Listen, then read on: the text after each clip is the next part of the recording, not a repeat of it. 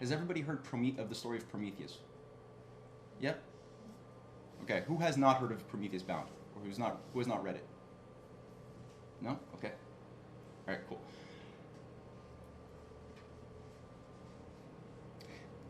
Prometheus Bound. Well, people will first of all, many people will object. And they find this somewhat weird that a political economist, somebody who's been fighting for all of these economic and political changes, would be putting such an emphasis on this mythology.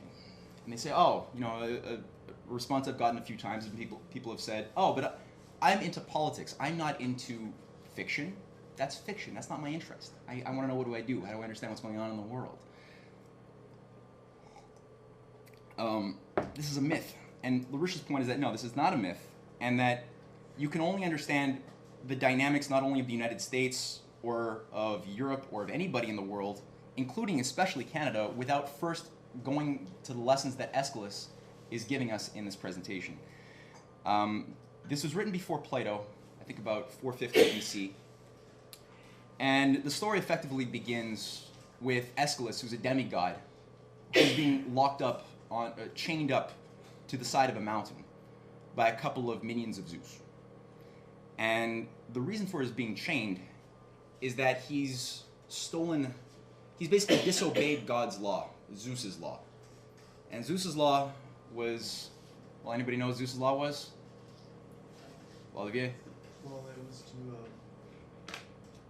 keep humans obey, so you don't want to permit them to make discoveries, so you want to keep them dumb so they can obey the gods. Yeah, and what did he steal from Zeus? Fire. So Prometheus, while Zeus was, after one of his drunken orgies that Zeus was renowned for having, he took advantage of his stupor and stole fire from God, from Zeus, and actually gave it to man. And with that, a whole slew of other concepts, because he saw something different in the thing that Zeus treated like a disposable little plaything, a little slave to be treated with contempt and culled. And it says so in the story, and in other stories that discuss this, to be culled whenever they were too numerous. Because without fire, depopulation is always necessary if mankind doesn't develop his mind.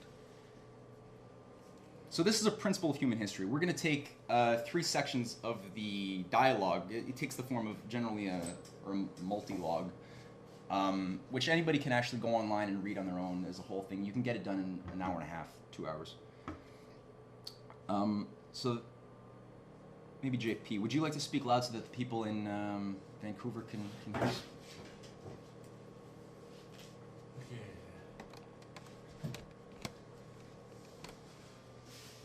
He took his seat forthwith to diverse gods, divers good gifts he gave, and parceled out his empire, but of miserable men recked not at all. Rather it was his wish to wipe out men and rear another race. In these designs none contravened but me. I risked the bold attempt and saved mankind from stark destruction in the road to hell. Therefore with this sore penance I am bowed, grievous to suffer, pitiful to see. But for compassion shown to men, such fate I no wise earned. Rather in wrath, despite, am I to be reformed, and made a show of infamy to Zeus. Listen to the tale, O human suffrage, and how at first senseless as beast I gave men sense, possessed them of mind. I speak not in contempt of men, but I do but tell of good gifts I conferred. I forgot to mention one thing for those who haven't heard the story. Not only is he being chained to the side of the mountain, but he is now being prepared to receive an ongoing torture for 10,000 years as punishment of a vulture eating out his liver, which, because he's a demigod, grows back by the end of the day to be eaten out again every day for 10,000 years. But as you can see, his attitude right now, when people are coming up to him and throughout this dialogue asking him, just give up, just give Zeus. Zeus will let you go if you just let him know what you know. And Prometheus itself actually means literally foresight, the ability to foresee the future. And Zeus only wants to know one thing that you know, which is who's going to take him down. How's it going to be destroyed? And Prometheus doesn't bend. In fact, you could see he's really in no way all that. He's not really ruining his situation as much as you would think somebody would be, knowing that they would be tortured for 10,000 years. Whereas the people who are watching him don't obviously have the same insight that he does. Continues. In the beginning, seeing they saw amiss, and hearing heard not, but like phantoms huddled in dreams, the perplexed story of their days confound, knowing neither timber work nor brick-built dwellings, basking in the light, but dug for themselves holes, wherein like ants that hardly may contend against the breath, they dwelt in burrows of their unsunned caves. Neither of winter's cold had they fixed sign, nor the spring when she comes decked with flowers, nor yet of summer's heat with melting fruits sure token, but utterly without knowledge moiled, until I the rising of the stars showed them, and when they set, though much obscure. Moreover, number, the most excellent of all inventions, I for them devised, and gave them writing that retaineth all, the serviceable mother of the muse. Last one. I was the first that yoked unmanaged beasts to serve as slaves with collar and with pack, and take upon themselves, to man's relief, the heaviest labor of his hands, and tamed to the rein and drove in wheeled cars the horse, of sumptuous pride the ornament, and those sea wanderers with the wings of cloth, the shipmen's wagons, none but I contrived. These manifold inventions for mankind I perfected, who, out upon it, have none, no, not one, shift to rid me of this shame. I purged the glancing eye of fire, dim before, and made its meaning plain. These are my works. Then things beneath the earth, aids hid from men, brass, iron, silver, gold, who dares to say he was before me in discovery? None, I wot well, unless he loves the battle. And in a single word, to sum the whole, all manner of arts men from Prometheus learned. Thank you. So this was not just about fire, right? Obviously with this comes astronomy, ability to use math, science, mineralogy, pretty much everything that the elites, the Zeusian groups banned from man's use. So the law of Zeus is one, of ignorance, of a fixed system, whereas Prometheus, and this is really almost an economics document, it's a principle of economics, that if you don't invoke the Promethean principle inside of your human society to discover these things of, mineralogy, better ways of organizing your society by using new inventions and technologies, if you don't do that and aren't committed to that in an ongoing way, you're always going to be doomed to get caught into collapsing systems, because there's always only so many resources to go around. As you have more people, or even if you have a constant amount of people, the fact that there is an ongoing necessity to consume resources means that there's a collapse point in your system.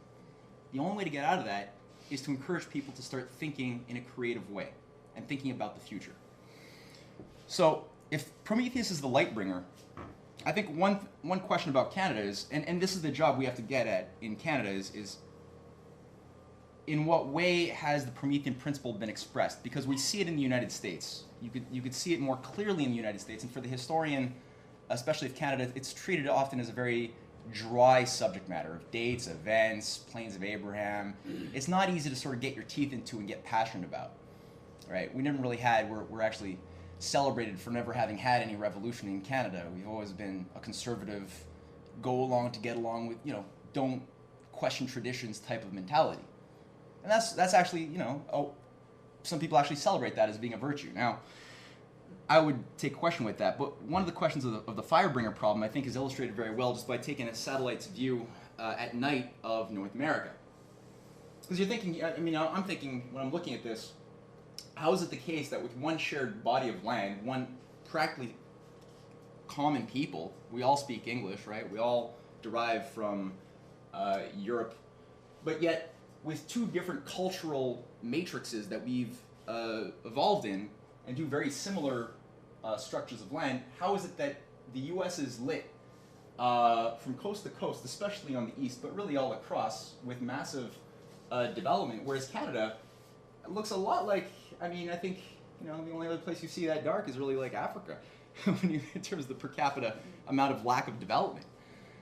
Now, admittedly, we're in a much better situation than Africa is, but why is it that with a bigger land, we only have 1/10 of the population, but yet we've been around for about the same amount of time? We only have like 7 major cities strung across, you know, within 40 kilometers of the American border. That's really all it is, and then a little... 80. Oh, 80, thank you. Okay. So there's something there, right? This is an effect, a shadow of a deeper process. And another question you could ask, and that I was asking myself in formulating this, is why is it that Canada is the only monarchy in the Americas? If you look at all of the Americas, right, north, central, south, they're all republics. Why is Canada the only monarchy? That's weird, right? I don't know, a lot of people think about this, but it's useful.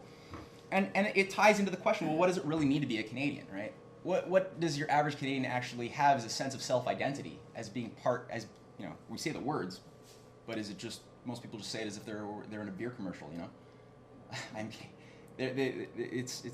There's not much of an emotional, intellectual attachment to the currents that gave birth to the present. It's just not there. But whereas when you deal with an American, often there is a more direct sense of clarity about what America does represent, even though it's not fulfilling its ideals very successfully, as we've all noticed. Regardless, an American is much more in touch with something principled about that system. And, you know, if you haven't noticed it yet, you should organize a little bit and you'd get it. And this brought up an anecdote, because, you know, while I was in British Columbia in the last couple of days I was there, we were organizing at the University of British Columbia, and a history teacher got in a fun discussion with me, and she also observed the same thing, and she was telling me that, well, you know, she was telling me of a conversation she had just had with one of her colleagues about the Canadian identity. And her colleague, upon getting this question, and she asked the colleague, so, you know, she asked her, what's the first line of the American Constitution? And the colleague actually had an answer. And do you remember what the first line is? It's we the people of the United States, in order to form a more perfect union. Great. Oh, you want to go on? Establish justice. Hey. Provide common defense. Okay. General welfare. Promote the general welfare. You got the point, right? Her friend had a similar answer, like, we the people, in order to form a more perfect union. She had the answer. And then she asked, well, what about the Canadian Constitution? What's the first line? She said, I don't know. And this lady said, of course you don't know. I don't know either. I'm a Canadian. That's the point. And indeed, you know, you ask as many Canadians as I've ever met who have this conversation has come up and the question has arisen, nobody's ever really known. The true constitution is in England. Ironically, England does England really have a constitution? And this is actually where you get the sophistry, because if you compare it, as you just said, we the people of the United States, in order to form a more perfect union, establish justice, ensure domestic tranquility, provide for the common defense, promote the general welfare, and secure the blessings of liberty to ourselves and our posterity, do ordain and establish this Constitution for the United States of America. Beautiful.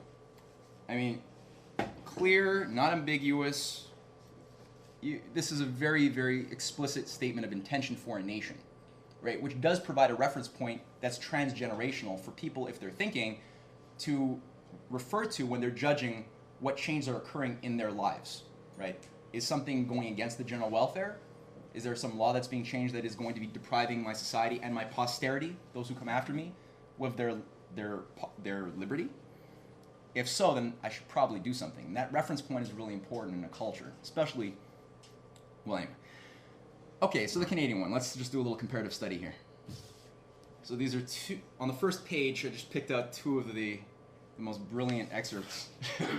It begins with a whereas, but the British North America Act of 1867, which, by the way, people would say is no longer in effect. We do have the 1982 Charter of Rights and Freedoms, don't we?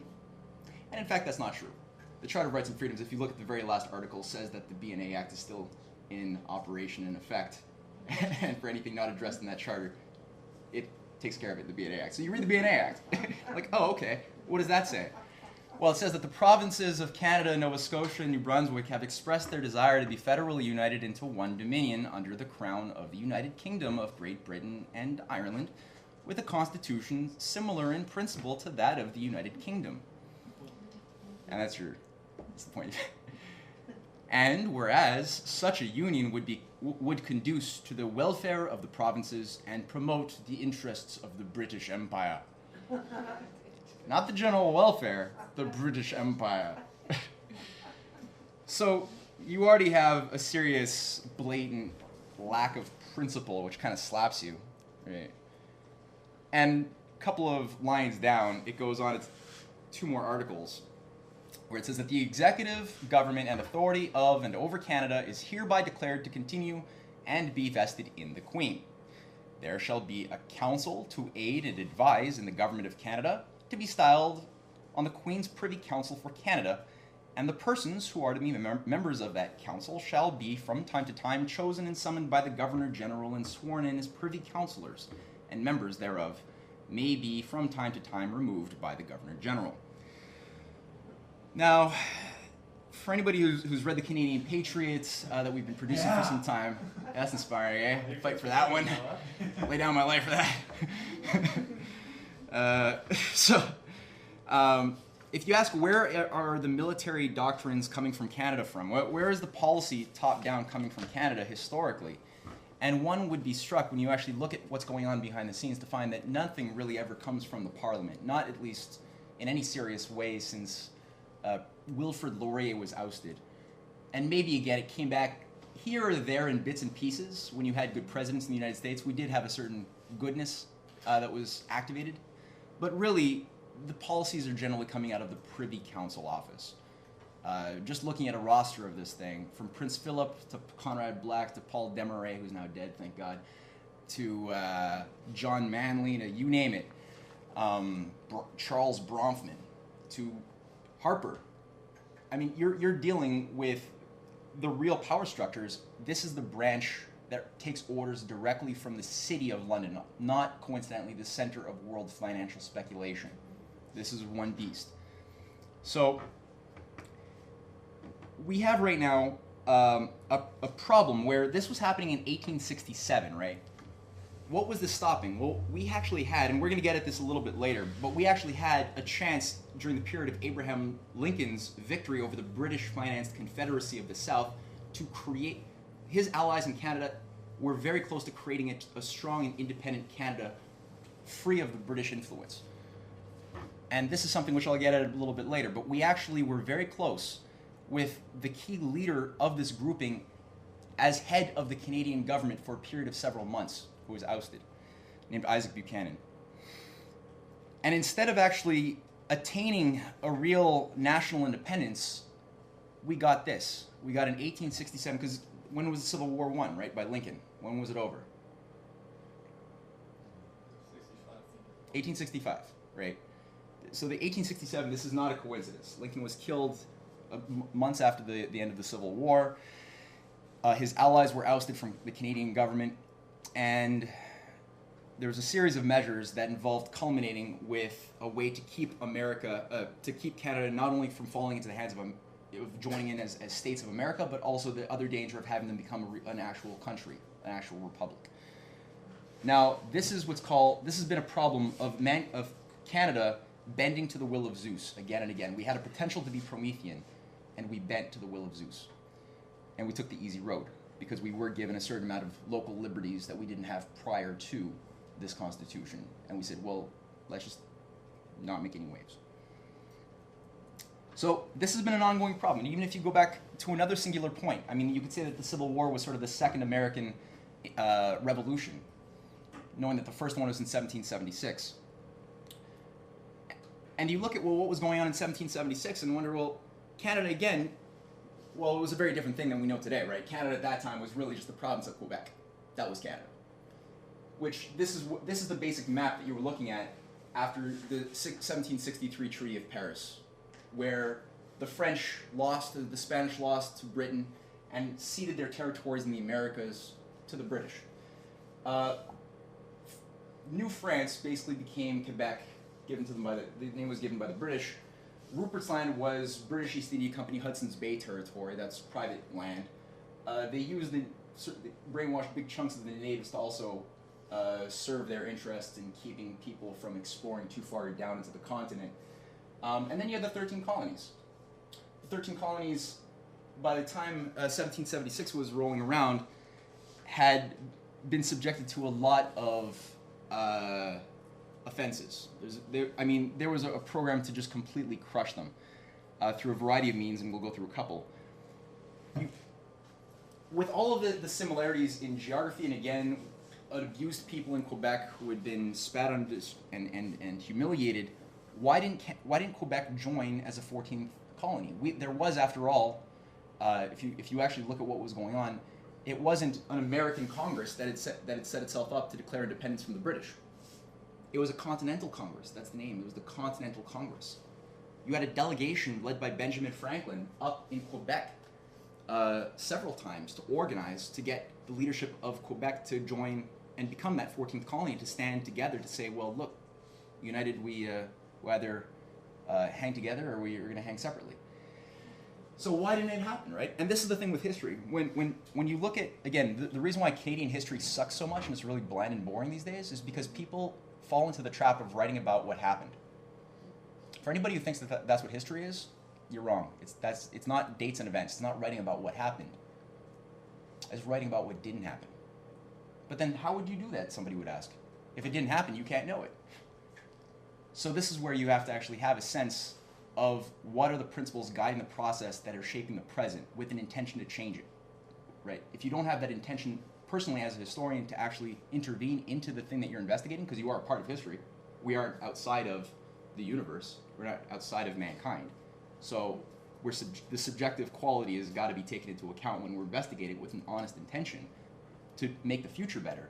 So if that's not there, it's going to be really, really easy to just basically treat it in a literal, mechanic, dishonest way, where everyone's got a bias, but what filter are you choosing to look at history that's going to sell your thesis paper, sell your book?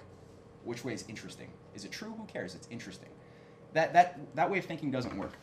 So what LaRouche and this organization has been reviving has been a scientific method of looking at what intentions are driving history into a certain direction, right? Why of things that are natural and and organic in terms of like a simple question would be what I just asked. Why didn't Canada join the American Revolution? Why didn't we become Promethean when these countries were actually standing up to Zeus?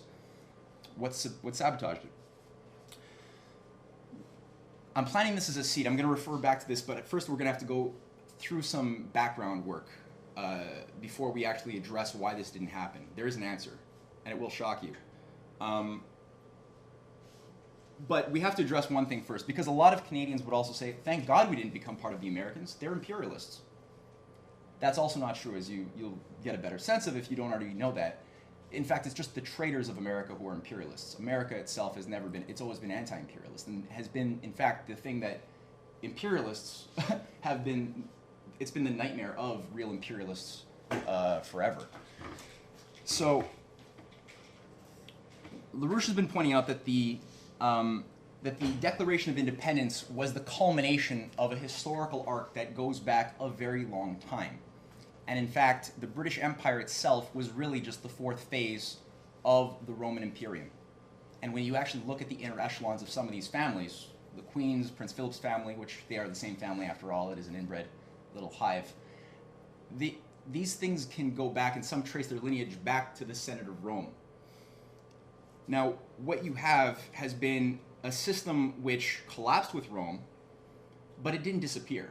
The leading families simply went, on the one hand, into some lagoons, right? You had Rome that was broken up into an eastern and a western block in 400 when the barbarian hordes started coming in, and the culture just decayed in bread and circuses and imperialism to such an extent that they couldn't maintain the system any longer. That's what happens to every empire.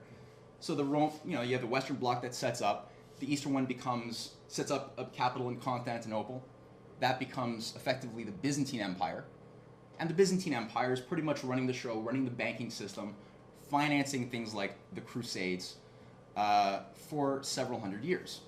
This is the Second Roman Empire. Out of this, you have a smaller faction who's working as subsidiaries of Byzantium in Venice, who get very ambitious.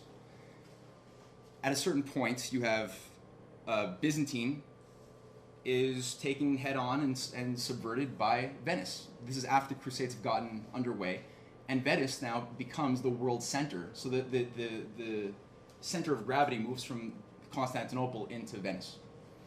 And so now this is... Somebody wants to get there? So what you have here is that there is a migration, almost like what LaRouche would call a slime mold. He says if you really want to understand empire, you have to understand a slime mold.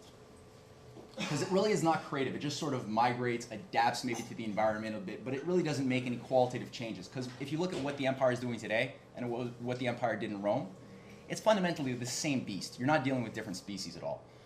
So there's been no fundamental creativity. What you have had, though, is a reaction against creativity.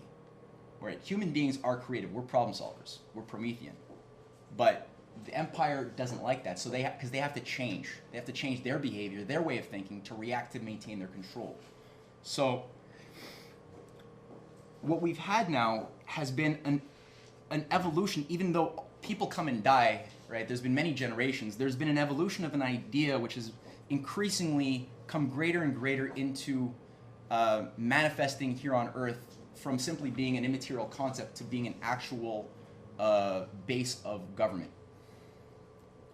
Against the Byzantine Empire, as Rome was collapsing, Byzantium was just forming in this transition period in between, you had a very interesting Platonic humanist named Augustine of Hippo, who became a saint later.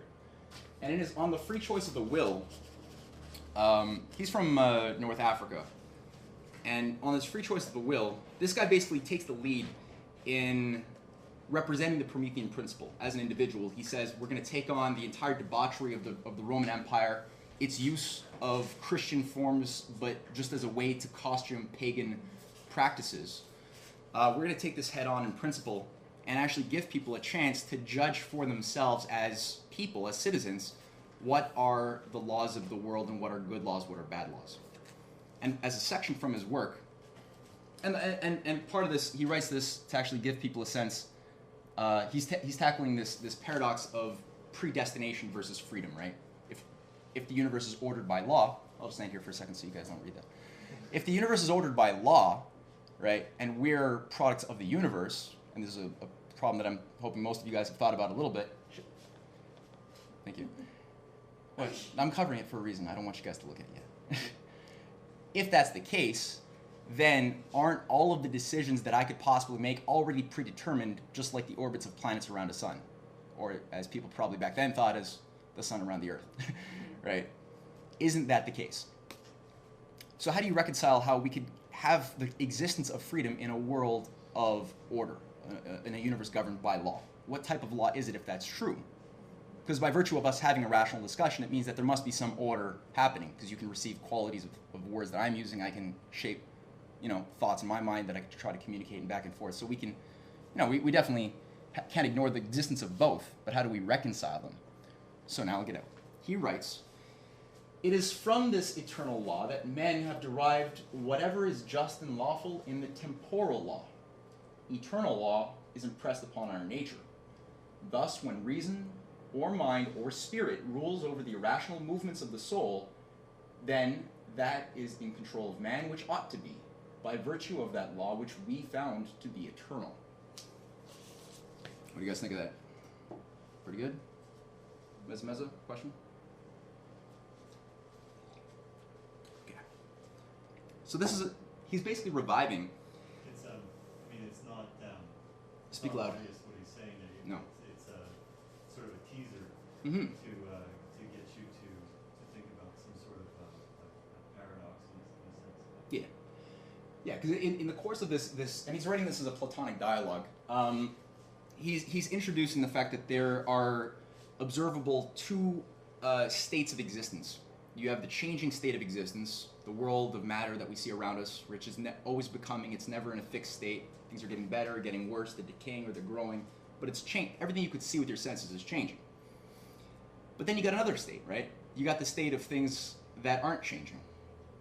You guys think of an example of something as a concept that doesn't change?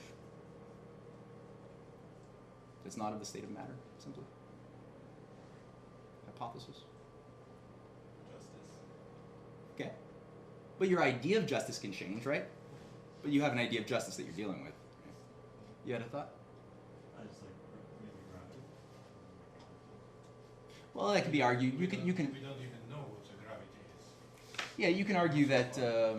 Yeah, you can maybe make the argument that it's the gravity, whatever this is, that keeps things coherent, might be the case in this part of the galaxy, but on another part, you could say maybe you could make the argument that it's not the same, right? I don't agree with that, but still, you could make that argument. You could say it's not. You could say it's not universal, right? You couldn't just jump and say that that's universal, right? We know how it works. We don't know what it is. What causes it? You could say that. You ask for a principle that doesn't change. Yeah, that doesn't change, right? But you said a principle, right? Principle. A principle, yeah, fundamentally, a universal principle. Universal. That's Yeah. what you Universal ask. truths. The 1 plus prince- 1 equals 2, no? The prince. Sure, but one positive and one negative doesn't mean you've got, because you could add a quality to the quantity, right? And all of a sudden, that 1 plus 1 doesn't equal 2 anymore. It could be neutral, right? Yeah, Negative 1 but I plus mean, 1. it's like, But all that to say, yeah, universal truths, right? yeah, I mean, yeah. Right. And so you can think of a time when there was, you can imagine, your imagination can create a world that in your head had nothing in it, right? Just the absence of something. But it's really hard to think of, and you could, doesn't mean that it existed, but it means you could think of it. But you'd be really hard pressed to try to imagine a point in time where there couldn't have been an idea of a square, right? As a concept, right? Some concept that has certain quality. What was the time before which there was square, right? It's hard to think. You can't really think. It slips out of your mind every time you try to think about something like that, or equality or justice. But you have these two levels. And what he's saying is, as the mind escapes the trappings of the senses, which are constantly in flux, and grapples more and more with these ideas that transcend the simple limitations of the senses, it can rule over the, what does he say here, the irrational movements of the soul, right? The hungers, the desires that are not always necessarily beneficial to the whole that we're a part of, right? We've got all sorts of, this idea of the vice and the virtues, right? How to increase the degree of intensity of our love of virtue and at the same time be more disgusted by those vices that were keeping us from those virtues, basically, right? So you're actually being able to grapple now with this idea with an ability to judge good laws and bad laws. Because that's the question. What is a legitimate law and what is an illegitimate law? And how does a people become cultivated enough to be able to themselves as sovereign individuals make those types of judgments for the whole that they're a part of? Otherwise, what's democracy ever going to be? It'll always be a joke if people can't think that way. So this was against Byzantine. Now, when Venice had taken over Byzantine's lead in destroying things like the Islamic Renaissance, which was the expression of the Promethean principle in a bright way in the 11th and actually 9th, 10th centuries, I think, is where it was concentrated. The Islamic Renaissance that was concentrated in the... Before that? Yeah? Okay. So when that was the center of world discovery in medicine and science and arts, that was smothered by what? The Crusades. Right?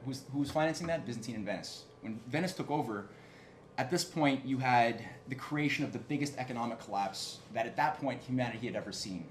The banking houses of Bardi, of Peruzzi, of Italy had gotten into the biggest speculative bubble in history. So speculation isn't a new thing. This goes back some time. When a default happened in a kingdom of, I think, England at the time that couldn't pay the wool, basically a whole chain reaction set into motion where nobody could pay the obligations that were due them, and the whole system went into an economic collapse. Our documentary, The New Dark Age, goes through that, which all you guys should check out if you haven't watched that already. Now, in the context of this dark age, where people, it's dark for a reason, people weren't coming up with a lot of new ideas. religious fundamentalism, cults, all of these things basically took over, and people's view of the universe became really small. It was just, that's what happens. Wars were prevalent everywhere. And in the context of this, you have a guy named Nicholas of Cusa that revives the Augustinian tradition, that revives Dante Alighieri, who's doing similar things to Monarchia, and takes it to yet a still higher level when he writes in his Concordantia Catholica. And he, by the way, is the guy that actually organized the resolution of the war between the Eastern and Western Orthodox churches that had been taking over all of Europe at that time. And this young guy comes out on top of everybody and founds not just a modern physical science, but also a modern form of statecraft based upon certain discoveries that were made by Augustine and Plato that he upgrades. So the concept then that he tackles against the Venetian control is that, and he writes, all legislation is based on natural law, and any law which contradicts it cannot be valid. Hence, since natural law is naturally based on reason, all law is rooted by nature in the reason of man. For if by nature men are equal in power and equally free, the true, properly ordered authority of one common ruler who is their equal in power cannot be naturally established except by the election and consent of the others, and law is also established by consent. So this is a really big idea for a period where the Renaissance has barely even begun yet, right? This idea that that people are actually, like this idea that there's something in people that make us equal, that's not self-evident. Especially in that time, but even today, like, that's not, materially speaking, that's actually the most untrue thing you could think of, because everybody in this room is all different, right? Physically speaking, we got different talents, got different heights, got different colors, we got different, so many things separate people, right? But he's actually saying that there is something that establishes us as having an equal claim to the idea of equality. Even the ruler, he's reducing the kings at the time to this standard, and that could get you killed. Not only that, he's saying that your authority is derived from the consent of the government, and that's also a big idea. But he goes on in the same work. He writes, all legitimate authority arises from elective concordance and free submission. There is in the people a divine seed by virtue of their common equal birth and the equal natural rights of all men, so that all authority, which comes from God and as does man himself, is recognized as divine when it arises from the common consent of the subjects. Free election based on natural and divine law does not originate from positive law, nor any man upon whose will the validity of the election depends. Right.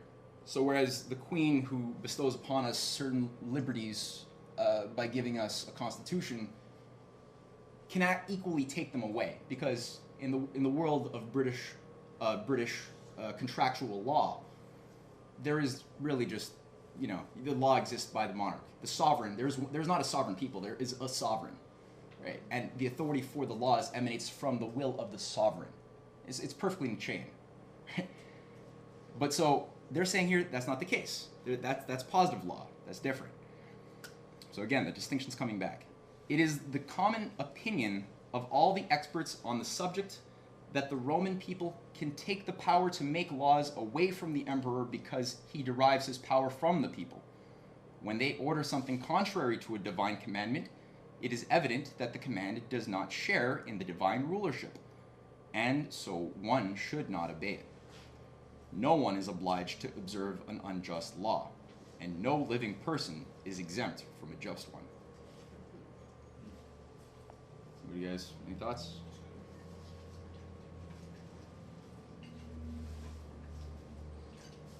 Yep. So he does though say that this is contingent upon another quality, because if the people themselves, like we were talking about earlier, if the people themselves are more obsessed about their personal pleasures over the well-being of the whole, if they don't have a conception of the whole that they're a part of, this doesn't really work anymore. Their authority is thus negated because their decisions are no longer in tune with reason, which is the basis of natural law.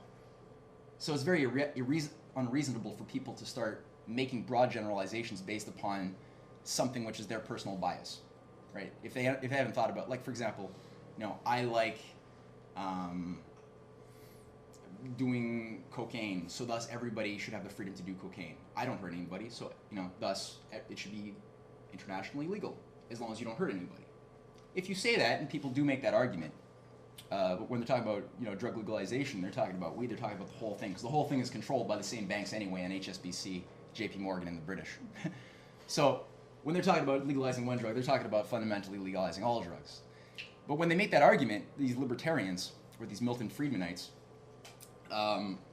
this is unreasonable. It's not based on natural law, right? Or open up your borders to free trade. Even and Ukraine's like, well, that's going to destroy us. You're going to not let us sustain our population. We'll do it anyway. It's the law. Well, no, is that really the law? Right? It's the law of monetarism, but is that really the law? So again, right, you're giving people an ability to actually judge what is a legitimate or illegitimate law based on looking subjectively at their own powers of reason. That there's some quality that we all have to self-reflect upon how our minds think when we're reasoning through a problem, right? That's important, the subjective and the objective. We should never separate these two worlds. So this is the thing today with Glass-Steagall again, right? People will say, oh, but you hear Wall Street almost as an echo in the background.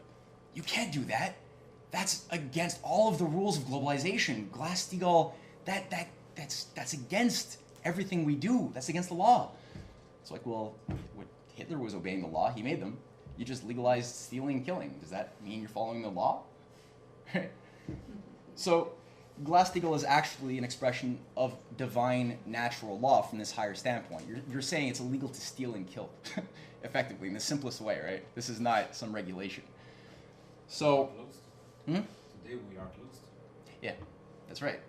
And that's the thing too, right? You look at all of the support this thing has. This does scare the empire. This is the other weak point that I didn't even mention in my briefing, and I should have. But it's not just 9/11 and exposing the Saudis. This is Glass-Steagall has a huge amount of support in the U.S. Congress. We've got this thing that could happen immediately thereafter in Canada, and you've got governments in Europe that are far advanced on this. So this is the way to take down the empire. Now back to the point here is that we've got this wave of ideas. It's the same concept, but it's being made more clear as generations proceed, and as Prometheus is expressing his nature. I don't want to make it seem like people are possessed by this demon Prometheus, but as this principle is more concretely expressing itself, we have 1776. And I've skipped over a lot. There's other points that are really worthwhile, but we only have so much time. So the original question, why was Canada not participating as the 14th colony, right? So what exactly were they rejecting? What were the original Quebecois? I think there were 80,000 at the time, and there was a huge amount of people in Quebec. Why did they drop the ball? Why did we submit to Zeus instead of going with Prometheus? Well, the Declaration of Independence, I think, is pretty clear. Can you make out the writing, or is it too small? It's very small. Can you make it out? The U.S. Declaration of Independence, 1776. Louder so people can hear it. We hold these truths to be self-evident, that all men are created equal, that they are endowed by their Creator with certain unalienable rights, that among these are life, liberty, and the pursuit of happiness. That to secure these rights, governments are instituted among men, deriving their just powers from the consent of the governed. That whenever any form of government becomes destructive of these ends, it is the right of the people to alter or to abolish it, and to institute new government, laying its foundation on such principles, and organizing its powers in such form as to them shall seem most likely to effect their safety and happiness. Prudence, indeed, will dictate that governments long established should not be changed for light and transient causes, and accordingly all experience hath shown that mankind are more disposed to suffer while evils are sufferable than to right themselves by abolishing the forms to which they are accustomed. But when the long train of abuses and usurpations, pursuing invariably the same object, evinces a design to reduce them under absolute despotism, it is their right It is their duty to throw off such government and to provide new guards for their future security. Okay. So it's the revenge of Cousin and Augustine. So when Cousin and Augustine were writing, the ability to actually act on those discovered principles of judging good and false laws was not yet there. There were no nation states yet, right? You still had baronial fiefdoms and serfdom. So they couldn't actually see it shape the legal system of an actual nation, a constitution. So here we actually have the first time a government was set up with this principle, that there are truths that are held to be self-evident, that are meant, not only that are men created equal, and that are endowed by their creator with certain unalienable rights, like life, liberty, and the pursuit of happiness, but that governments, that's the cause of governments, that it's that principle is the reason why governments are there. Thus, any government which is infringes upon the ability to actualize those principles in every person loses its authority. And a revolution was fought to establish and defend that discovered principle. So why the hell would any people in their right mind, especially those who had been abused by the British Empire like the Quebecois had for so long, have rejected that principle? Oop, sorry. Now, to get at that, we have to look at some of the, because under the Declaration of Independence, there's a list of what are the names of those intolerable acts? That's it. Intolerable acts, right? So you have this beautiful statement of intention, and then I think something like 20 some odd intolerable acts that the British have committed to destroy the people of the Americas. And people say, oh yeah, you guys remember what their major grievance was? Remember what it was? Taxes. Actually, that was number 17. But that's the one that's popularized, right? So people think, oh yeah, they fought a revolution they didn't want to pay taxes anymore on tea. That's why they had a tea party. No, so that's a big blows a lot of people's minds. That there's actually that was one of the least that was big, but it wasn't one of the top concerns. Before that comes such things as for cutting off our trade with all parts of the world. For cutting off our trade with all parts of the world, for imposing tax, and that's exactly what free trade has done. That's what the TPP, that's what CETA, that's what the Ukraine free trade agreement would have done. It would have cut them off of any chance to work with any Russia or China country, right? For imposing taxes on us without our consent, for depriving us in many cases of the benefits of trial by jury, Guantanamo Bay, for transporting us beyond seas to be tried for pretended offenses. Actually, that's Guantanamo. And but to get at the question that we were first hitting at, which is why didn't Quebec join, right? That system, even though Benjamin Franklin was here at Chateau Ramsey in the old port, staying for weeks organizing, why did this not work out? For abolishing the free system of English laws in a neighboring province, establishing therein an arbitrary government, and enlarging its boundaries so as to render it at once an example and fit instrument for introducing the same absolute rule into these colonies. So, what he's referring to is the Quebec Act of 1774. That was the act by the British government to basically bribe the Canadians into staying loyal to the crown. You guys all heard about the Quebec Act of 1774? Some of you have, yeah. So what you're dealing with here, this is what the Quebec Act did. You still had the Hudson's Bay Company, that didn't really change. Quebec becomes all of this. This whole region now is all of a sudden Quebec. These are the colonies from New Hampshire all the way down to Georgia. These are Indian reserves. They didn't really change too much, except most of them became Quebec. Nova Scotia and Newfoundland are still colonies of the Brits, which had their own. Actually, there's a story there, but anyway. And actually, that's Florida, but that's still British colony as well. There's probably a story there to be told, but I just don't know it. Here's actually another way of looking at it. Before the Quebec Act, so this is in 1773, the province of Quebec was really just this, right?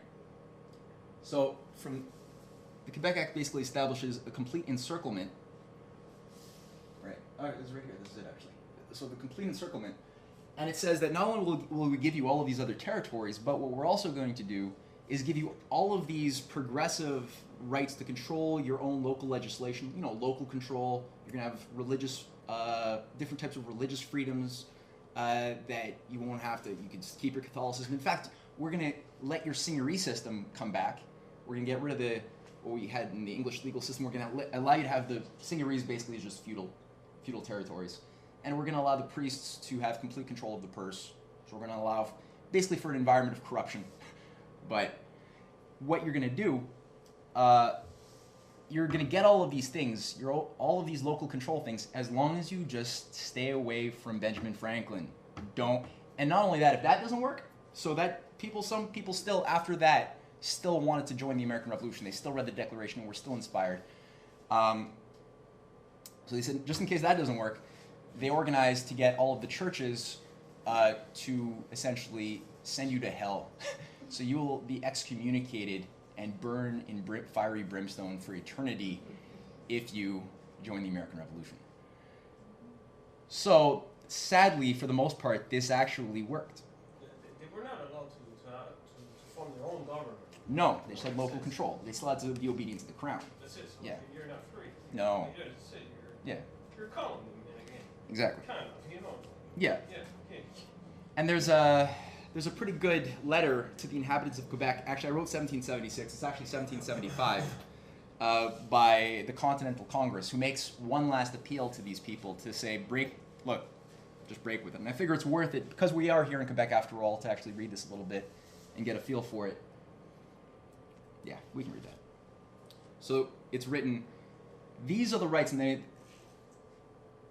this is an excerpt, so there's already been a listing of a bunch of rights that they have granted based on their fact that we're all humans and we all have the equal rights by being born of a common creator. And he says, well, these are the rights you are entitled to and ought at this moment in perfection to exercise. And what is offered to you by the late Act of Parliament in their place? That's the Quebec Act. Liberty of conscience in your religion? No. God gave it to you, and the temporal powers with which you have been and are connected firmly stipulated for your enjoyment of it. If laws, divine and human, could secure it against the despotic caprices of wicked men, it was secured before. Is the certainty and lenity of the criminal law of England and its benefits and advantages commended in the said statute and said to have been sensibly felt by you secured to you and your descendants? So were the laws that were so-called given to you from the English common law, were they actually given to you and your descendants, your posterity? No. They too are subjected to arbitrary alterations by the governor and council. And a power is expressly reserved of appointing such courts of criminal, civil, and ecclesiastical jurisdiction as shall be thought proper. Such is the precarious tenure of mere will, by which you hold your lives in religion. The Crown and its ministers are empowered, as far as they could be by Parliament, to establish even the Inquisition itself among you. Have you an assembly composed of worthy men elected by yourselves, and in whom you can confide to make laws for you, to watch over your welfare, and to direct in what quantity and in what manner your money shall be taken from you? No. The power of making laws for you is lodged in the governor and council, all of them dependent upon and removable at the pleasure of a minister of the crown. We defy you, casting your view upon every side, to discover a single circumstance, promising from any quarter the faintest hope of liberty to you or your posterity, but from an entire adoption into the union of these colonies. Seize the opportunity presented to you by Providence itself. You have been conquered into liberty, if you act as you ought. This work is not of man. You are a small people compared to those who with open arms invite you into a fellowship. A moment's reflection should convince you which will be most for your interest and happiness, to have all the rest of North America your unalterable friends or your inveterate enemies. The injuries of Boston have roused and associated every colony from Nova Scotia to Georgia. Your province is the only link wanting to complete the bright and strong chain of union. Nature has joined your country to theirs. Do you join your political interests? For their own sakes, they never will desert you or betray you. Be assured that the happiness of a people inevitably depends upon their liberty and their spirit to assert it. The value and extent of the advantages tendered to you are immense. Heaven grant you may not discover them to be blessings after they have bid you an eternal adieu. So that was a bit of a fail. So they caved. They submitted to Zeus. They didn't allow the Promethean better side to express itself. And Canada was really ravaged. Commentators of the time are amazed at the lack of development in the 50 years that follow this, the American Revolution in Canada. There was just complete stagnation, constant economic decay, no development, whereas in the United States, you actually had the application of a national bank, a high protective tariff that came out of Alexander Hamilton and Benjamin Franklin, and the population prospered. You had manufacturing set up, you had industry set up, the development and control of man's mastery over nature. These things were increased to such a degree that the population quadrupled in the United States and remained stagnant in Canada. New cities were formed, the likes of which we'd never seen up until that point in America, not so in Canada. Because of why? Well, on the one hand, we had always been forced to submit to this, to free trade that goes with this, right? That's the law of Britain. Every colony gets free trade. Except for Britain, they always get to use the protective tariff, so they don't follow their own traps. It's like the casino manager doesn't go into their own casino to gamble. So it took a while for reality to hit these people over their heads a lot, but finally it did come about. You know, Canada actually did have a certain expression in some form of the Promethean spark. I'm sure most of you have heard at least the rebellions of 1837-38. Yeah. So Louis-Joseph Papineau, William Lyon Mackenzie, we're told that these two things happened completely in isolated ways. It was just a coincidence that they both occurred at the exact same time in the same year. But really, it was just, that was all. It's coincidence. Well, that was one rebellion, that was another rebellion, and they just so happened to have occurred at the same time. No correspondence between, So it took a while, but it finally happened. So Louis-Joseph Papineau was a minister in the legislature of Quebec who was, he was a complete Republican in spirit, and we're going to get at that. William Lyon Mackenzie was sometimes a little bit more confused, but generally a fiery guy who was the first to really take on the family compact, this British-run oligarchy that had set itself up during the War of 1812 in Canada to control the churches through the Anglican Church, as well as the economy, and everybody who was anybody was basically part of the upper echelons of this family compact. And they call it that because they were trying to model their system on the rights of hereditary authority of Britain, right? But it was just new blood. Mostly composed of loyalists and British immigrants. So this didn't really work, though. So this guy, both of them waged a certain rebellion. It was subverted both from Britain, from places like the University of Toronto, which was then King's College, set up by the head of the family compact, by the Orange Men, the Orange Order, which were set up as a Masonic order modeled on William of Orange, who took over Britain from the Netherlands 100 years earlier, and America. So you actually had some American... That's strange, because Papineau was a Masonic... I said Orange Order. So was Benjamin Franklin. So was Marquis de Lafayette. Yeah, exactly. Yeah. So there actually were still, even then, certain humanist elements within the Masonic sects which were actually against the oligarchical factions. Today, at this point, it's pretty much just the oligarchical factions that exist. But then it wasn't the case. Mozart was... So that's explaining George Washington. Yeah, exactly. Until Franklin and Roosevelt. Yeah, even Edgar Allan Poe. Because he was a Masonic too. Yeah, so that's the thing. This has been squashed, though, at this point, in those orders. But that's part of history. Now, these were subverted by, what I didn't mention was there were a lot of pro-British elements at that time coming to prominence in the United States. So they ran the rebellions assuming that they were going to get backed up by the USA. Now, in 1837-38, though, the problem was the USA was no longer itself. Andrew Jackson had just destroyed the Second National Bank. This guy had given Wall Street full power over controlling the economy. Britain. He gave the slave owners he basically killed the Cherokee to empty out the land in the South to give it all over to the slave owners, and that's what created the whole South-North slave-free system of division. And after him, his replacement was the replacement of Andrew Jackson was That's good. anybody? Which year? I just have it on. Oh, it was, wasn't it the finance minister? The treasurer? Wow, just completely split. So anyway, his replacement was even worse. And the U.S. basically, under the leadership of these Anglophile pricks, left the Patriots hanging, and in fact, most of them hung. But to give you a sense of Papineau's intention, because again, the intentions of these guys are completely slandered these days. Nobody can really get a sense of why do they do this. And on a trip to Britain, Papineau writes in his memoirs, he writes of a dialogue that he had with Lord Bathurst, who was one of these high-level British Foreign Office operatives who were trying to get him to change his stance and to be a part of the aristocracy, the family compact of Canada. And he writes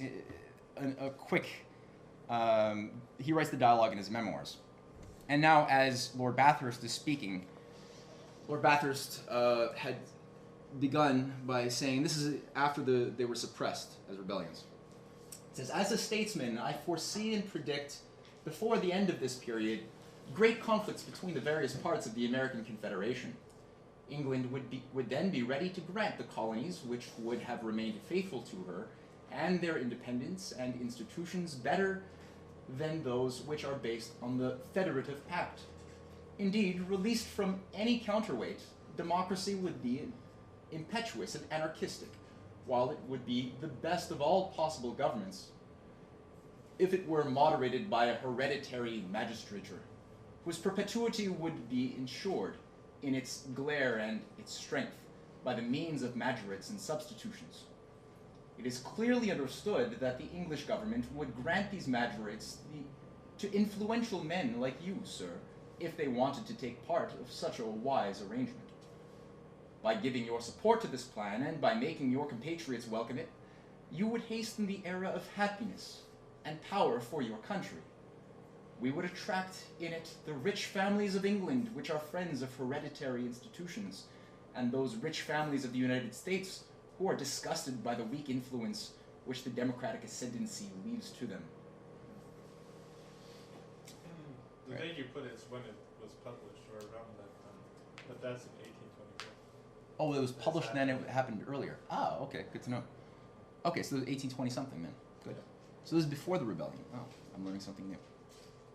Okay, so Papineau then reveals his response to Lord Bathurst by replying, I answered Lord Bathurst that my utopia differed from his and appeared to me all at the same time to be more desirable and more realizable, that the American Confederation would in the future be one and indivisible, that it appeared to me to go towards aggression and growth, aggregation and growth, rather than towards mutilation and impotence.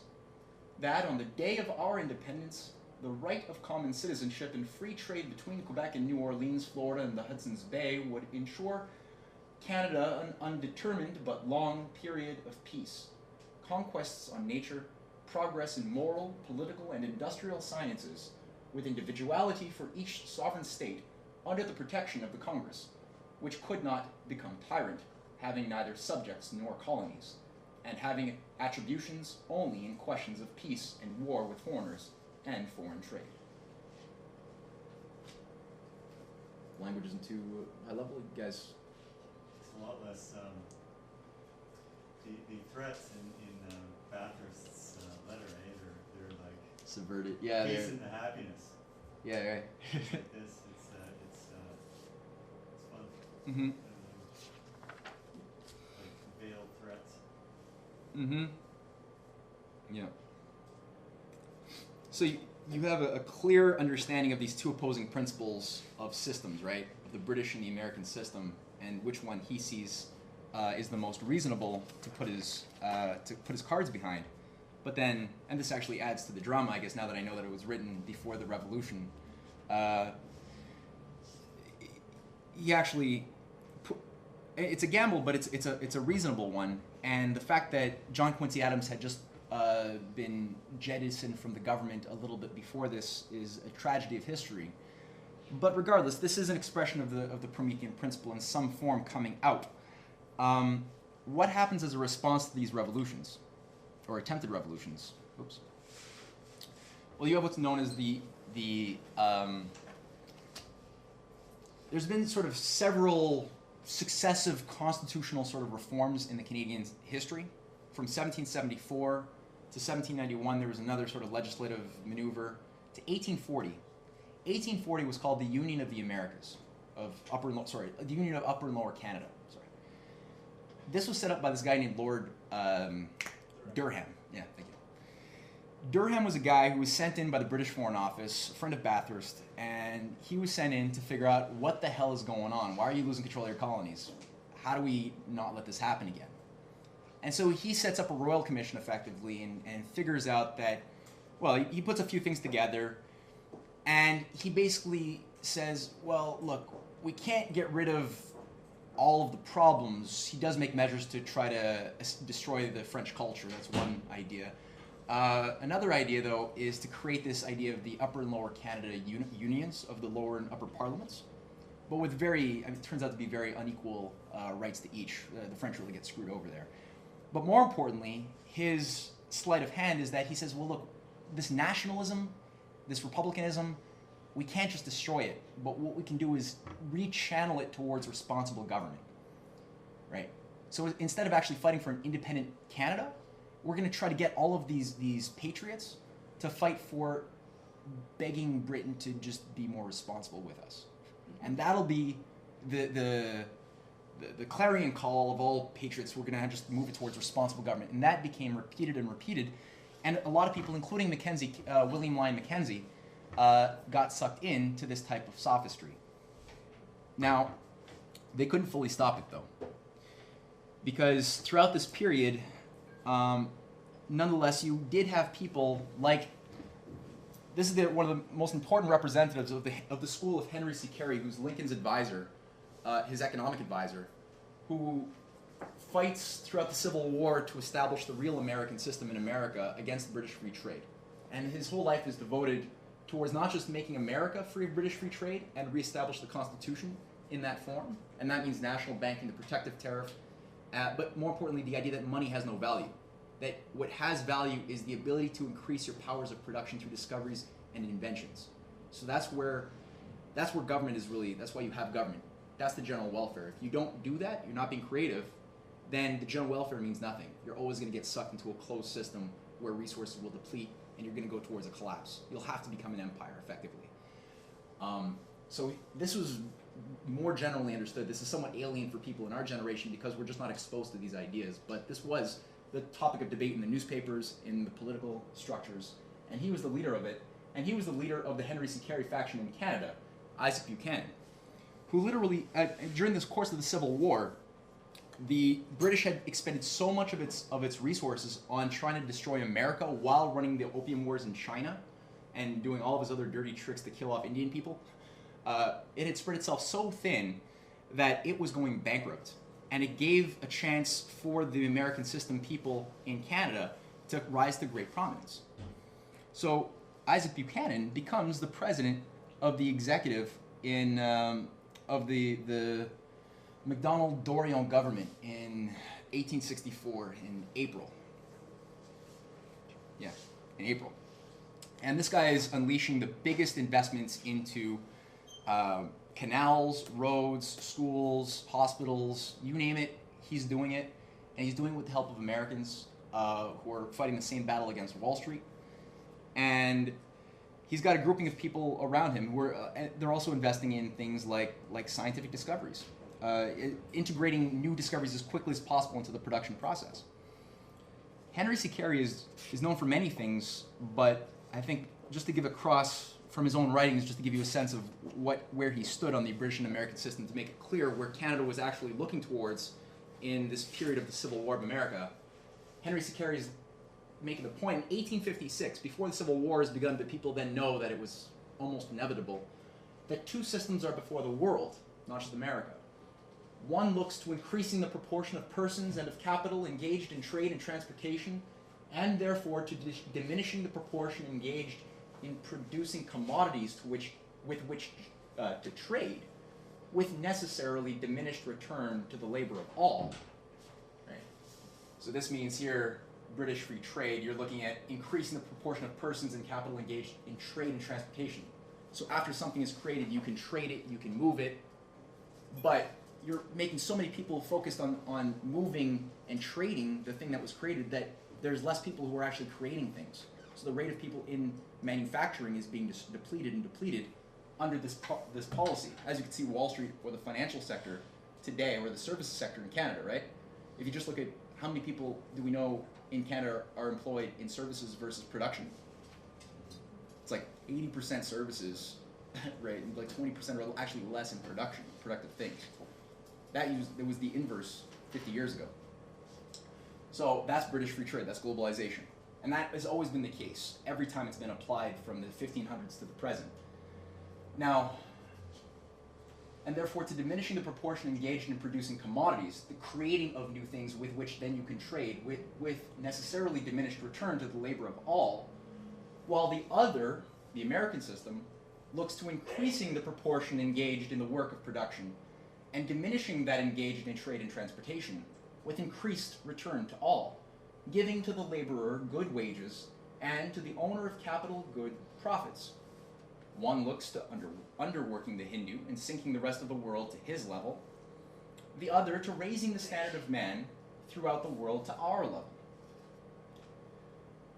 One looks to pauperism, ignorance, depopulation, and barbarism, the other in increasing wealth, comfort, intelligence, combination of action and civilization. One looks towards universal war, the other towards universal peace. One is the English system, the other we may be proud to call the American system, for it is the only one ever devised, the tendency of which was that of elevating while equalizing the condition of man throughout the world. Pretty good. So this American system is the key. It's not a question of communism versus capitalism. That's a false debate. It's, are you living in a world where you look at money as being what gives value to things, or powers of thought, of the ability of human beings to think creatively, to change nature in a way that allows us to free our minds up from being beast of burden on the field. Because a machine, as anybody who's looked at this would tell you, a machine, if it can do the work of 100 men, allows these 100 men now to not have to work 12 hours a day and not use their minds. They can now become scientists, doctors. And this is what the Confederate South didn't want to accept. They didn't want to use machinery. They didn't want to use protection, because by using British free trade to export cotton to Britain, they could just keep on using more and more slaves from Africa. That's all. Just work them harder, right? Increase production by working them more. Don't increase it by introducing a new technology. And so Henry C. Carey was against that, and he understood it.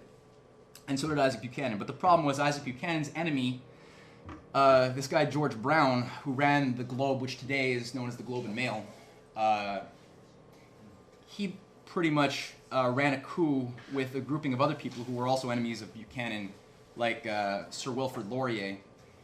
And Buchanan fell in June of 1864, so he was only in there for 2 months. He got a lot done, but it was only 2 months. And his enemy, George Brown... He was in power for only 2 months? In that position of office, yeah. Sorry, what date is that? In June 1864. Okay. Yeah. You said Wilfrid McDonald? I said Wilfrid Laurier. I meant to say John A. MacDonald. Yeah. Okay, thank you. Sorry. Yeah. Was that what you guys were confused about too? Okay. All right. So, Sir John A. MacDonald is known today as... Are you guys okay? Is it confusing? It's good? Okay. So, John A. MacDonald today is known as the father of Confederation, the guy who organized the British North America Act of 1867. Now, as a father of Confederation, as a founding father of Canada, he's yet famous still for having said, at the end of his life, the last year of his life, where he was still Prime Minister, that a British subject I was born and a British I will die. And actually, it's a British subject, I will die. That's funny words for a founding father of a country. So, George Brown actually becomes the replacement of Isaac Buchanan in the following government and tries to undo pretty much everything Buchanan was fighting for, especially trade with the United States. Buchanan's whole policy was to use the customs union idea, right? So to actually unify the continent around free trade internally as long as the principle was progress, so the investments into your infrastructure and science, but with a protective tariff around the continent to stop for the dumping of British cheap goods from their slave colonies in India and other places, which is the way the British then ran economic terrorism, and today that's how they still run economic terrorism. So if you ask why are countries like India not developing, or a lot of other countries, it's because you can't compete with Walmart. You can't compete with slave labor. So every time India or any country tries to create its own local industry in something, you can have, because the borders are open, the dumping of goods made somewhere even cheaper still. Let's say Africa, I don't know. But you could have the dumping of goods where that would crush any local industries that were trying to come alive. They did that in Canada too. We tried to have our own horseshoes being made here. It was crushed by just the flood of the product from overseas by Britain. And then we were punished. So this guy sabotages everything that Buchanan was fighting for. This guy is a mixed bag. Him as an individual is a racist, eugenics-loving psychopath. But because America's success was so pronounced after the Civil War, and the American system was being adopted by Russia's Tsar Alexander II in developing Russia, in Germany, in developing the Zollverein to industrialize Germany, with rail developments from Berlin to Baghdad being planned to modernize the Ottoman Empire, in Japan for the Meiji Restoration. So all of these countries were all adopting, South America, they were all adopting the American system. It couldn't be blocked anymore. The British, they were so weak, they were about to collapse actually. They had to bend and actually allow for the progress, or else Canada was definitely going to say fuck you and just break away, because you're going to watch your neighbor prospering and you're going to just suffer, and it's so easy just to do the same thing as they're doing. It's common sense. So under MacDonald, there was a protective tariff put into place. There was a transcontinental rail system, and there was industrialization. Most of this, though, was done by the allies of Buchanan, who had maintained influence within the next government of MacDonald. A lot of it was done subversively as well by the British to ensure that Canada wouldn't work more closely with America. Like in the case of British Columbia, why didn't they become another state of America when you had an annexation movement in British Columbia, which got a lot more support after Alaska was purchased by America in 1867? Right? Alaska was purchased by America's allies, Tsar Alexander II, which was formerly Russian. $7 million, it was nothing. So they sold him this big chunk of land on the condition that William Seward, the guy who was also stabbed a bunch of times on the night that Lincoln was killed, who was the Secretary of the Secretary of State, he survived luckily, and he goes on to buy Alaska in 1867 on the condition that BC becomes a state of America. Why? Well, what's occurring at this time? The transcontinental rail, 2 transcontinental rails are being planned are being invested in by Lincoln before he's killed. One is completed, one is not completed in the north. Tsar Alexander II is a big rail fan. I mean, you have Philadelphia rail companies building the Trans-Siberian Rail in Russia to connect, Russia coast to coast. That was supposed to fundamentally provide us the means to go to the Bering Strait and through it, and in through Canada to unite the continents. So this thing that LaRouche has been talking about for decades is not a new concept. This has been there since Alexander II. Sad thing was, and what did the British do in response to this dynamic? Well, on the one hand, they had to allow for Canada to develop and to express a Promethean spark, but on the other hand, they had to commit a lot of assassinations. So after Lincoln, you had 1880, Tsar Alexander II is blown up. A couple of months before, President Garfield is shot and killed. Then you have a little bit later on McKinley, who's killed in 1902. You have the President of France, Sadi Carnot. Who else? Carnot? Yep. Otto von Bismarck is ousted. Sadi Carnot. Yep. I was watching a documentary called 1932, History of The United States. United States. And you can see that after the centennial in United States, where they showed the American system to the whole world. Like Germany, France, Russia, and Japan, they all started to take in the American system. Yeah. And with the railing, they would block the British trade by being able to trade between each other. Now the British would lose their control over the whole world, and that's when they started to just kill everyone. Mm-hmm. Exactly. Bismarck was ousted too. Exactly. And so that was the thing. All of these leaders had to be ousted, not just because they represented the American system for progress and development, but also because they were all blocking Britain's desire to blow up everybody and have everybody who were allies to kill each other, which is what was the effect of World War I. Now, in this period, the British are remobilizing themselves, and this is going to be where I'm going to slowly prepare the segue for the next class in a couple of weeks, which you guys should come back to. But before that, the British are remobilizing by creating something at the time known as the Round Table Movement.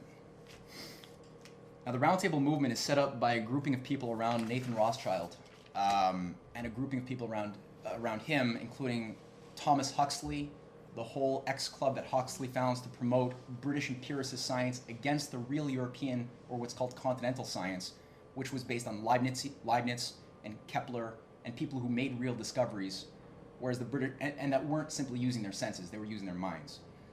The British school of Huxley, which promoted Darwin, he's known as Darwin's bulldog, that promoted all of these groupings who you could look at on even Wikipedia, but basically all of these guys said, no, the mind doesn't exist. All science is observation with your five senses and description, and that's all it is. So these guys, with Nathan Rothschild, with a grouping of people who made a name for themselves like Lord Milner in suppressing the Transvaal uprising in South America, which was at that point a Republican uprising to break, it was a Dutch colony, but it was trying to break free of the British, and it was subverted in a really disgusting way by Milner's grouping, who were bureaucrats for the civil service of Britain at the time. They formed a group called Milner's Kindergarten with another guy in Africa who was a real bastard named Cecil Rhodes. Right, Rhodesia, today Zimbabwe, was named after this guy who was just wrong on so many levels. But they used Rhodes' fund that he made off of raping Africa of its diamonds, and they set up something called the Round Table Group. The Round Table Group is created and is run by a Canadian who's the head of the family or one of the leading members of the Family Compact, which still exists and is still exercising control over Canada. It didn't disappear with 1840. It continued in another form, named George Parkin and George Grant. George Parkin runs the Round Table Trust as of 1902 when it's created, and its whole purpose is to revive the British Empire because it's about to collapse. It can't compete with the American system globally. And their method is to say we're going to use Darwin as our base, empiricism as the core, and we're going to use this to justify a new world empire, a federation of all of the different parts of the empire under an imperial union. And that's their model. Milner is the most fanatic leader of this thing, and he's observing in 1909 in Canada the problem of Canada at the time, especially as it's being run by Sir Wilfrid Laurier. Wilfrid Laurier, who's a replacement of MacDonald, is a real patriot. This guy is an admirer of Lincoln. He's a fighter for progress. I mean, he's got a really bold vision that he's not permitted by the conditions of his time to really go that far with. But still, the man's fighting against the imperial policy. And he's about to achieve reciprocity with the United States. What Isaac Buchanan was fighting for, this idea of a customs union of the Americas, that's what Laurier was about to achieve with what's called the Reciprocity Treaty of 1911. That would have completely shut down the British Empire from its control of Canada. Now, Lord Milner, upon coming to Canada to try to figure out how to override this problem, observes something very insightful. And this is going to play a very key role for the next 100 years because his prodigies go on to become leading cultural and political controllers of Canada for the entirety of the century, including today. He writes, as between the three possibilities of the future, and he's writing back to one of his colleagues in the Round Table in Britain, one, closer imperial union. 2, union with the US. And 3, independence. That's independence of Canada. I believe definitely that number 2, union with the US, is the real danger. I do not think the Canadians themselves are aware of it. They are wonderfully immature in political reflection on the big issues and hardly realize how powerful the influences are.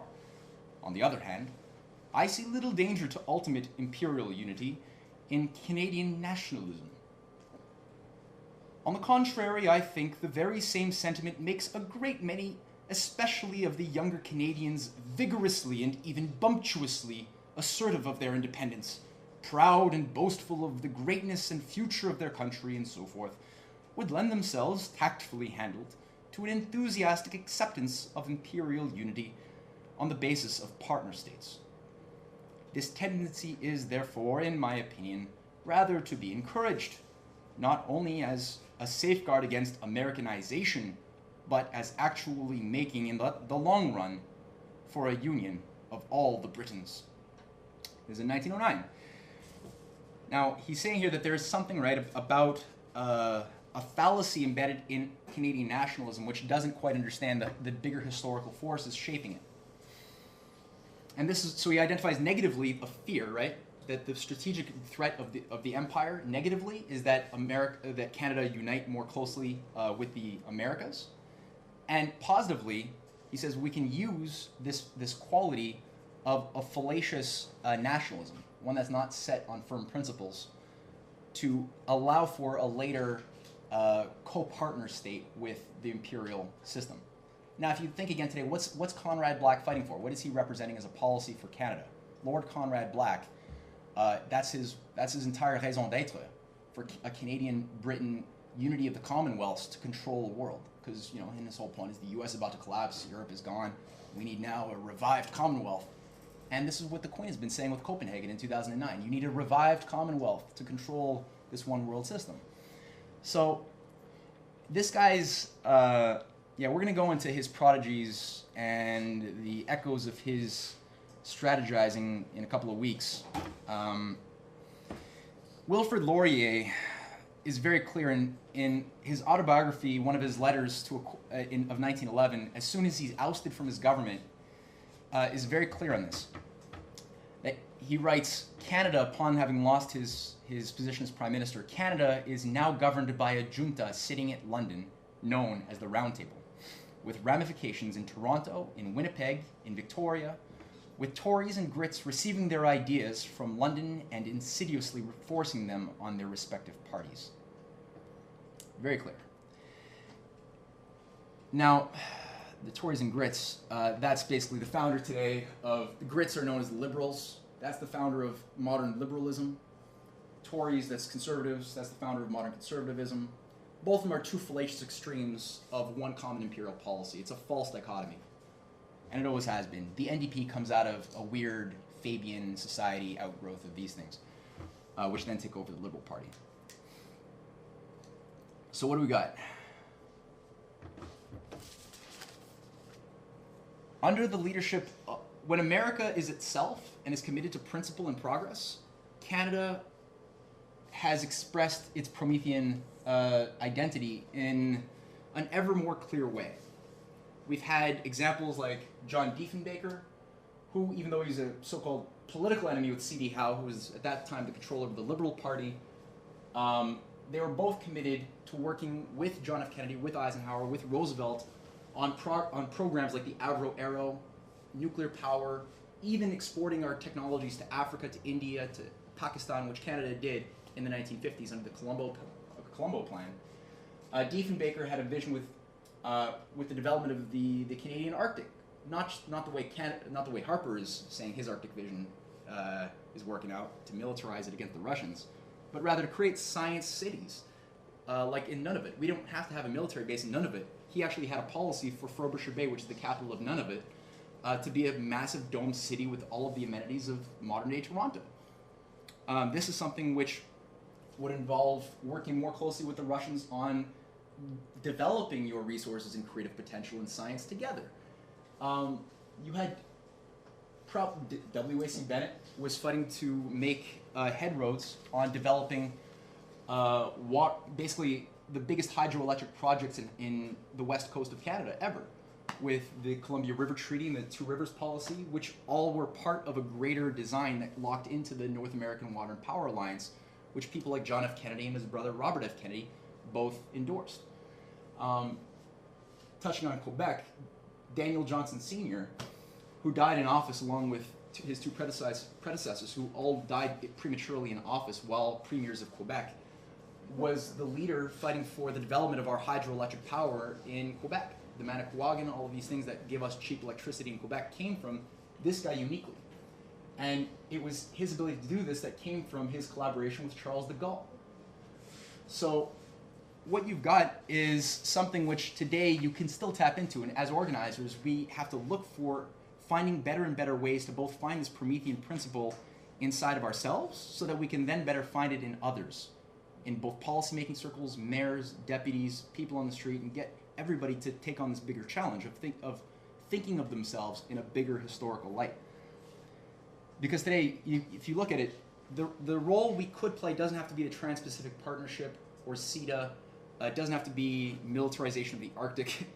We could actually be working on developing such projects that people like Henry C. Carey fought for, like the Bering Strait rail tunnel that would combine these continents in a common pursuit of rail development, high-speed maglev, opening up new corridors and new science cities for development, and the North American Water and Power Alliance, which in some measure has already in a sense begun with W.A.C. Bennett's Columbia River Treaty and Peace River, but has never been finally fulfilled, to move all of to mitigate the crisis which is now coming on both the United States and in a more advanced form even in Mexico, which has no fresh water, to actually take the wasted water runoff in the Arctic and Alaska and Yukon, collect and move chunks of it, about 10% down into the continent where there is a lot of drought, people are going to die en masse and starve, food production is going to be wiped out, and it could green the deserts and set a precedent for doing similar things with Africa. I mean, the lessons that you learn from terraforming not only have application for the world, but also for other planets too, in the long run, if you think about what other deserts exist in our solar system.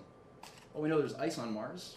We know that there's a certain electromagnetic field. There's a certain useful gravitational field, which is a little bit less, but still something that could potentially sustain human life in some not too distant future. Probably would want to have a lot of machinery up there way before we set people, but still, the principle of actually terraforming is something that, you know, normally we would have to wait millions of years for nature to do something like turning a desert green. Whereas human beings, if we're thinking in a Promethean way, we've already seen deserts being converted into green havens of food and forests in 10 years or less.